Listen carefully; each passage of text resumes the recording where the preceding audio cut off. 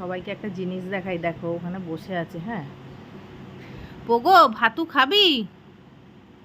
খাবি নাকি ভাতু? কে ভাতু দেবে বুঝতে পারছিস না? ওইখানে বসে আছো, দুটো ঘরই যাতে দেখা যায়। ওমা ভাতু কি খাবে নাকি?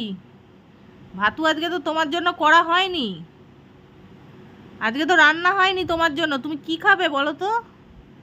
তো মহা চিন্তার বিষয়। কি খাবি আজকে? তোর জন্য তো ভাত রান্নাই করা হয়নি। কি খাবি? কোথায় ভাতু আছে নাকি ওখানে রাখা? তোর জন্য তো কেউ রান্না করেনি। কি খাবি বলতো আজকে তুই? ভাতু খেতে হলে আমার কাছে আসো, আমি দেবো। ভাতু যদি খেতে হয় আমার কাছে উঠে আসো। ওইদিকে তাকিয়ে লাভ নেই, কেউ দেবে না ওই ঘরে। ঠিক 9টা বেজেছে, ওখানে অপেক্ষা করছে দেখো। একবার এই ঘরে দেখছে, একবার ও ঘরে দেখছে।